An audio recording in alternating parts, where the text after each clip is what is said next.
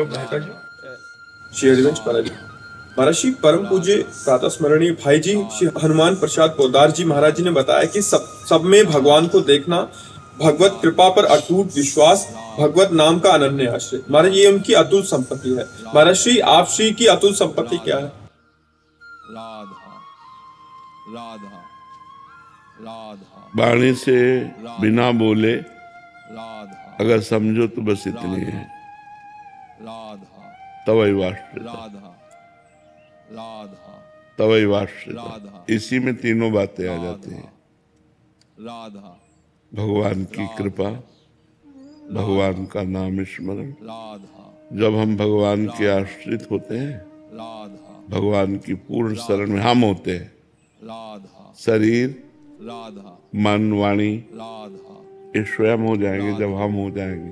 राधा और जिसके हम आश्रित होते हैं उसी का चिंतन होता है, राधा और जो चिंतन होता है वही सामने हमें प्रतीत होता है।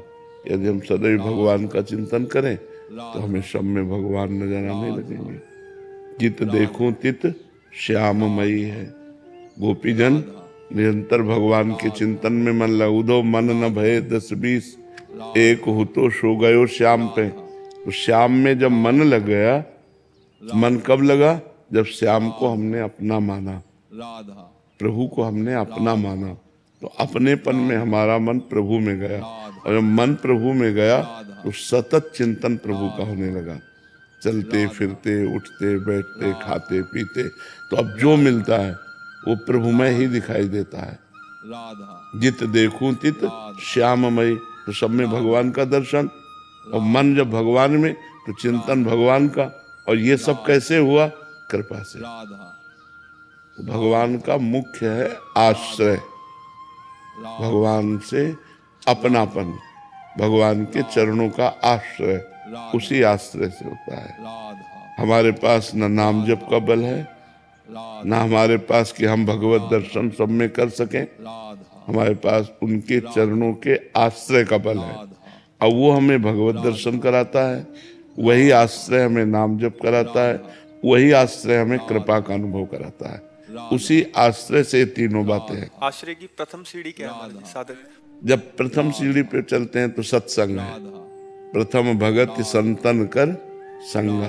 जब हम संतों का संग करते हैं तो भगवान की महिमा सुनने को मिलती है, नाम महिमा सुनने को मिलती है।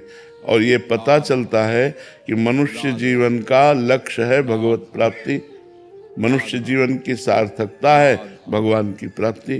तो फिर हम भगवान के आश्रय की तरफ बढ़ते हैं जब हमें पहले संत संग मिलता है।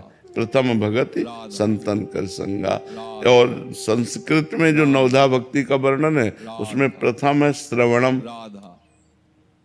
जब हम भगवान की महिमा को श्रवण करते हैं तो हमारे हृदय में भगवान के प्रति अपनापन शुरू होता है, यहीं से जागृति होती है।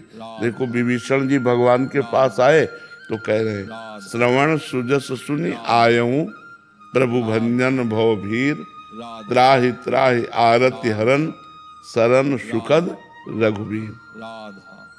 श्रवण सुजस सुनि आयऊं, कान से आपकी महिमा सुनी प्रभु। हे भवजाल को नष्ट करने वाले प्रभु, जब मैंने आपकी महिमा सुनी तब मेरे हृदय में आपसे अपनापन हुआ, आश्रय की वृत्ति जागृत हुई। आयो आपके चरणों तक पहुंचने का जो हमें बल मिला वो आपकी महिमा सुनने से। श्रवण सुजस सुनि आयो प्रभु भंजन भव भीर। इस भव समुद्र से पार करने वाले प्रभु, इस भव रोग का निवारण करने वाले प्रभु, इस भव के भय का नाश करने वाले प्रभु, मैं आपकी शरण में आया हूँ आपका श्रवण सुन करके। त्राहि त्राहि आरति हरन शरण सुखद रघुवीर। शरणागत को सुख प्रदान करने वाले त्राहि माम, मैं आपकी शरण में हूँ। तो ये जब प्रथम सोपान श्रवण है, और श्रवण ये मिलता है सत्संग से, संतों के संग से, तो यहीं से हमारी भक्ति का प्रादुर्भाव होता है। फिर कीर्तनम स्मरणम पाद सेवनम अर्चनम वंदनम दास्यम सख्य और फिर आत्मनिवेदनम। तो जब हम सत्संग सुनते हैं तहाँ से, सत्संग से ही हमारे अंदर विवेक का जागरण होता है कि मनुष्य जीवन का परम लक्ष्य भगवत प्राप्ति है। तो हमारा इस समय राधा आश्रय है, राधा वर्तमान में केवल आश्रय है, और आश्रय के बल से ही नाम जप हो रहा है, आश्रय के बल से ही सब में भगवत भाव की भावना का जो जितना दर्शन करा रहे हैं उतना दर्शन हो रहा है। और यही कैसे हो रहा है? ये सब कृपा से हो रहा है। ये तीनों बातें, कृपा, नाम जप, भगवत दर्शन, ये भगवत आश्रय से प्राप्त होती है। महाराज जी, पूर्ण शरणागति और पूर्ण आश्रय एक ही बात है ना? हाँ, पूर्ण आत्मसमर्पण, पूर्णता, अंतिम पूर्णता ये है कि जब ये भी विस्मरण हो जाए कि मैं शरणागत हूँ, राधा केवल प्रभु रह गए, राधा मैं प्रभु की शरण में हूँ, जब तक ये है तब तक पूर्णता नहीं है। और जब ये भी विस्मरण हो गया कि मैं प्रभु की शरण में हूँ, केवल प्रभु रह गए, प्रभु ही प्रभु, तब ब्रह्म नहीं, माया नहीं, नहीं जीव नहीं काल, अपनी ही सुदिना रही, एक रहे नंदलाल। ये सब ज्ञान ध्यान सब छूट गया, केवल भगवान, उन्हीं की रूप माधुरी, उन्हीं की गुण माधुरी, उन्हीं की लीला माधुरी में डूबा हुआ है। और ऐसा डूब गया कि अपना पता नहीं है। डूबने वाले का पता नहीं लगता है। जब तक अपना पता है तब तक डूबा नहीं, और जब अपना भी पता खो गया, अपनी हुस सुधि ना रही, अपनी हुस सुधि ना रही, को हम कहाँ बिसर सुधि गए, एकमात्र भगवान, तब शरणागति की पूर्णता हो जाती है।